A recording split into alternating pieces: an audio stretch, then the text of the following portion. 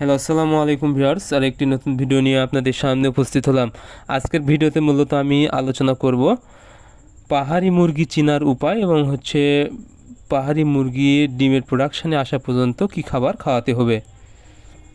আপনারা যারা পাহাড়ি মুরগি পালন করবেন বা পালন করার চিন্তাভাবনা আছেন, আপনাদেরকে অবশ্যই সর্বপ্রথম পাহাড়ি মুরগি চিনতে হবে এবং এই সম্পর্কে জানতে হবে এবং কি খাবার খাওয়াতে হবে এবং ডিমের প্রোডাকশানে আসা পর্যন্ত কি খাবার খাওয়াবেন সে বিষয়ে যদি বুঝতে না পারেন তাহলে কিন্তু আপনারা লসের সম্মুখীন হয়ে যাবেন এবং পাহাড়ি মুরগি কেনার পরে কিন্তু আপনারা ঠকার সম্ভাবনা থাকবে।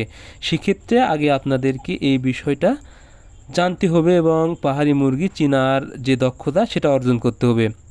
সর্বপ্রথম যে বিষয়টা সেটা হলো পাহাড়ি মুরগির ওজন কিন্তু প্রায় 2 থেকে 3 কেজির মতো চলে আসে। এটা প্রায় কিছুটা দেশি মুরগির মতো দেখতে এবং এর পাগুলো কিন্তু অনেক লম্বা হয় এবং একটু হালকা লাল হয়।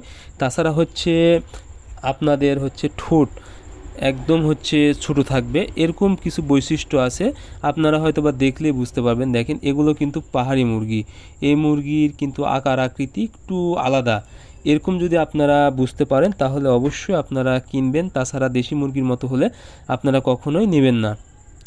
এরপরে আসেন খাবার।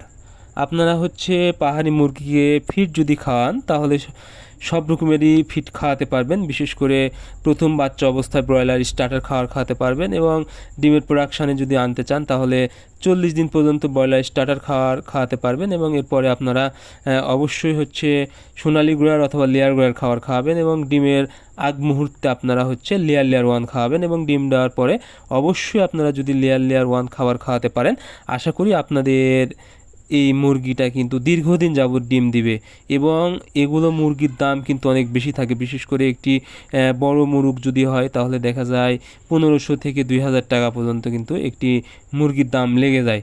সেক্ষেত্রে আপনারা যদি সঠিকভাবে পরিচর্যা করতে পারেন এবং সঠিক খাবারটা খাওয়াতে পারেন ডিম আসা পর্যন্ত এবং ডিম দেওয়ার পরেও যদি আপনারা নিয়মিত লেয়ার 1 খাবারটা খাওয়াতে পারেন, আশা করি আপনাদের মুরগির ডিমের প্রোডাকশান এবং পার্সেন্টেজ কিন্তু দীর্ঘদিন পর্যন্ত থাকবে এবং আপনারা এখান থেকে কিন্তু ডিম সংগ্রহ করতে পারবেন এবং ডিম কিন্তু আপনারা ফুটিয়ে বাচ্চা অনেক বেশি দামে বিক্রি করতে পারবেন।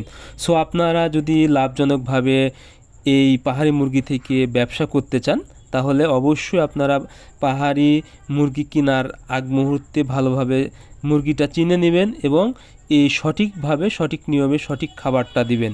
এবং তাছাড়া আপনারা কিন্তু এই মুরগিটা দেশি মুরগির মতো একদম ছেড়ে দিয়ে পালন করতে পারেন এবং খাবার হিসেবে অন্যান্যও দিতে পারেন। সেক্ষেত্রে আপনারা কিন্তু সবজি দিতে পারেন। অনেক সময় এগুলো ঘাস খায় এবং সবুজ যে লতা পাতা আছে এগুলো কিন্তু খেয়ে থাকে বা গম ভুট্টা এগুলো কিন্তু খেয়ে থাকে।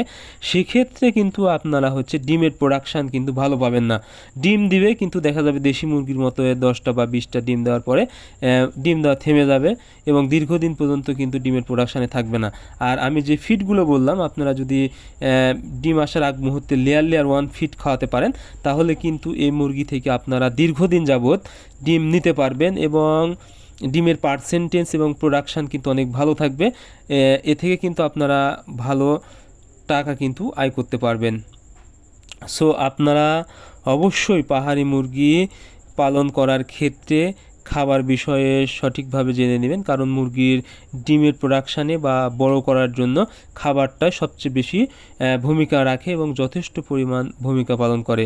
সো আপনারা অবশ্যই এই পাহাড়ি মুরগি থেকে লাভ করতে চাইলে আপনারা সঠিকভাবে সঠিক বয়সে সঠিক খাবারটা দিবেন, তাহলে সঠিক বয়সে ডিমের প্রোডাকশান আসবে এবং আপনারা অধিক লাভবান হতে পারবেন।